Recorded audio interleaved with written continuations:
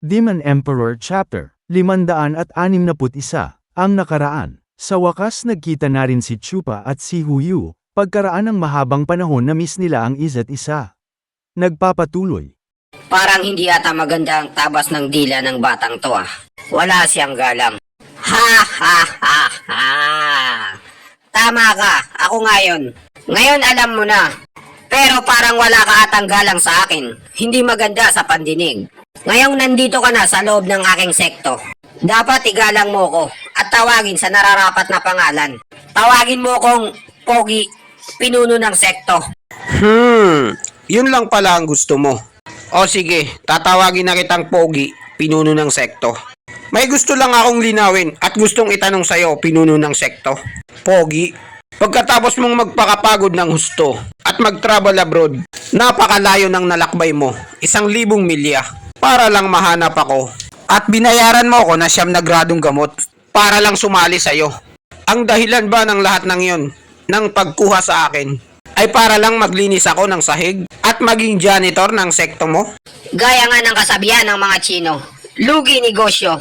Malaki ang malulugi sa akin kung gagawin lang itang tagalinis ng sahig.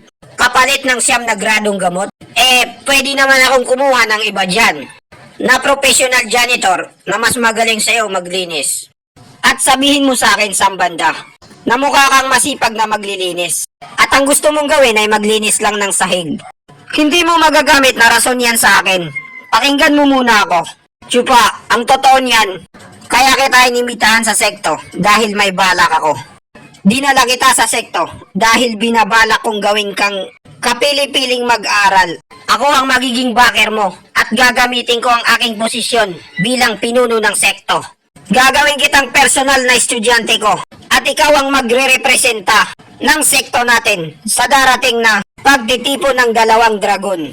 Pero ang mataas na venerable, hinarangan niya ito, ang plano ko. Tinatanong niya ang iyong kakayahan kung malakas ka ba. Kaya wala na akong nagawa. Kung hindi, ilagay ka na lang sa opisina ng trabahador para makita nila ang kakayahan mo kung pwede ka bang isabak sa laban. Kung ganon, nag-aalala pala ang mataas na venerable. Wala siyang tiwala sa kakayahan ko dahil hindi pa niya nakikita ang totoong lakas ko. Ngayon naintindihan ko na siya at naunawan ko kung bakit niya nasabi ang mga bagay na yon. Kahit ako rin ang ilagay sa posisyon niya, ganun din ang gagawin ko. Pero ang hindi ko lang matanggap-tanggap, over my dead body, sa dinami-rami ng pwedeng paglagyan sa akin. Kahit sabihin pa natin na hindi ako pwede sa kapili-piling mag-aral, pero mayroon pang mag-aaral sa loob at mag-aaral sa labas bago ang opisina ng trabahador. Bakit doon niyo ako nilagay? Sa pinakamababa at pinakapangit. Isa akong 7 gradong pro-pound stage na cultivator.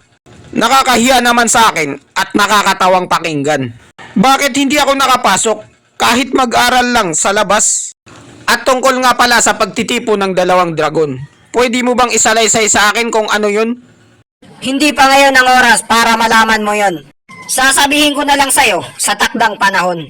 At tungkol naman sa paglagay sa'yo sa opisina ng trabahador, ang mataas na venerable ang nagdesisyon nun, hindi ako.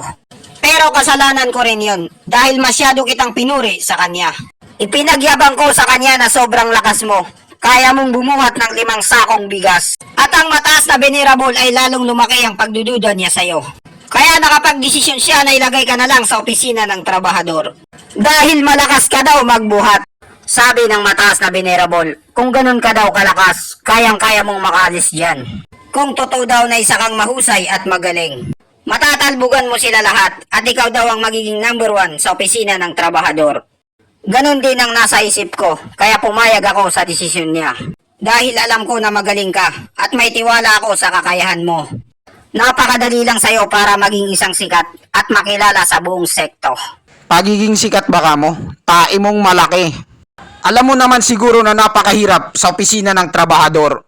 Walang masyadong opportunity at pinakamababa sa lahat. Wala akong mapapala at mararating sa lugar na yon. Bobo ka ba? Dahil mayroon ng nauna at nakakuha sa sinasabi mong pagiging sikat. Kung ang tinutukoy mo ay ang paglakas at pag-asenso ng mga trabahador, nasa kamay na yon at pinamumunuan ni Willing na makapalang muka at kuilang na maitim na kalbo. Kaya ano sa palagay mo ang gagawin ko dun? Wala na, di ba? Kaya mag-isip-isip ka rin mabuti, hindi puro ka lang dada. Ang tapang naman ng apog ng batang to. Pinagtataasan niya ako ng boses at pinagsasabihan pa. Magpasalamat ka dahil may kailangan pa ako sa'yo. Dahil kung hindi, pinaglalamayan ka na ngayon. Hindi ko na problema yon dahil problema mo na yon. Ikaw na ang bahala paano mo magagawa ng paraan. Kailangan mong ipakita sa buong sekto kung anong kaya mong gawin. Kung hindi mo sila kayang lagpasan na dalawa, wala na akong magagawa. Mas magandang mabulok ka na lang dyan sa opisina ng mga trabahador. At saka, siya nga pala, tandaan mo itong sasabihin ko sa'yo. Umayos-ayos ka sa pinaggagawa mo, lalo na sa harap ko. Tigilan mo na yung pagsasalita mo ng mga walang kwenta. Binabalaan na kita ngayon. Dahil sa susunod na gawin mo yan, magpasensya na lang tayo. Naintindihan mo ba ako? Masyadong high blood itong si Shihuyu. Nagreklamo lang naman ako bakit ako naitapon sa opisina ng trabahador. Pero siya pa ang galit. May oras ka rin sa akin, kupal ka. Sige po sir, hindi ko na po ulitin yun. Mabuti at marunong kang umitindi ng mali sa tama. Hindi ka pasaway na tulad ng iba. Magaling kung ganon. Ngayon pwede ka nang magsimula maglinis. Gusto kong makita mismo sa sarili ko kung karapat dapat ka nga ba mapabilang bilang trabahador dito sa sekto. Walang problema sir. Ngayon ipapakita ko ngayon kung bakit nila ako tinawag na tsupa. Nagsimula nang maglinis si Tsupa sa mansyon ng pinuno ng sekto. Ano itong nararamdaman ko? Parang lumalakas ata ang hangin dito ah. Nagpakita na ng performance si Tsupa sa paglilinis. Gumagamit na siya ng elemento ng hangin para mabilis. At nakaligha na nga si Tsupa ng isang buhawi sa loob ng mansyon. Walang hiya to. Anong ginagawa ni Tsupa? Lalong kumalat ang halikabok sa loob ng mansyon ko.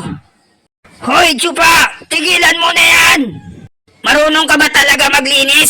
Tingnan mo ang ginawa mo sa mansyon ko. Lalong dumumi. Ano po yun pinuno ng sekto? May problema po ba? Magaling po ba akong magwalis? Kupal ka. Talagang sinasadya mo yun eh. Ganito ka ba magwalis? Naghahanap ka ba ng sakit ng katawan?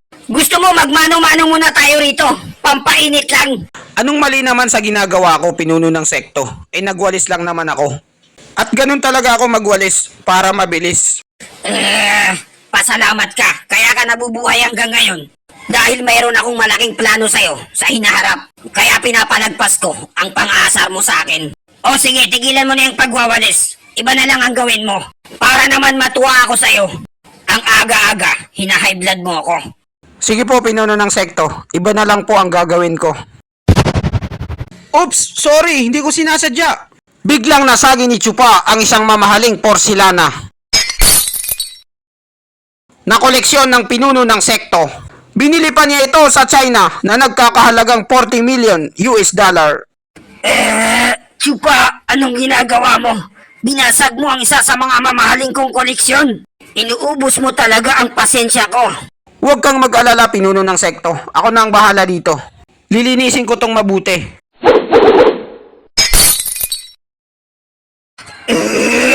Ubus na talaga ang pasensya ko sa'yo.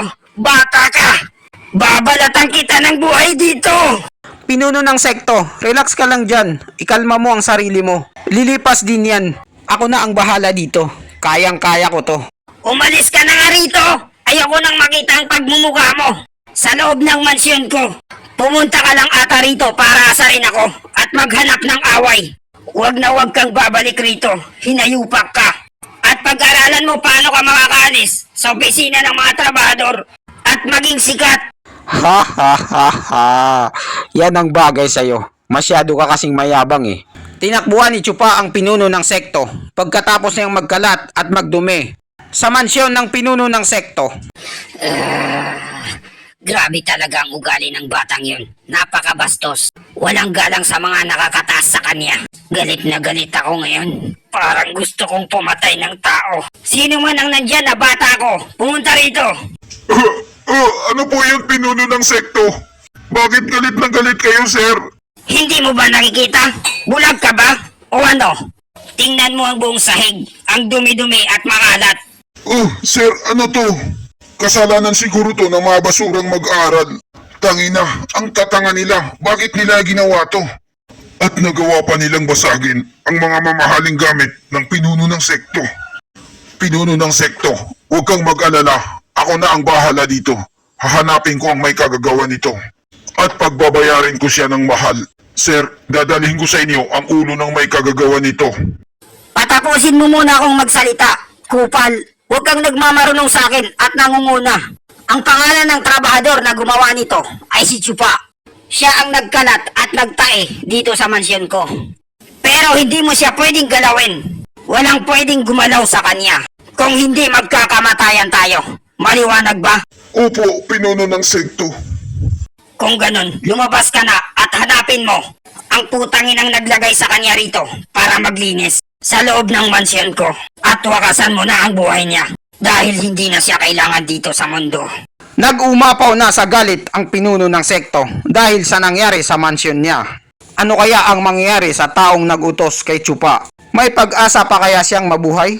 Abangan yan sa susunod na chapter, mga kakupal. At dito nagtatapos ang chapter 561. Maraming salamat po sa panunood nyo. Mag-subscribe para laging updated sa buhay ni Chupa.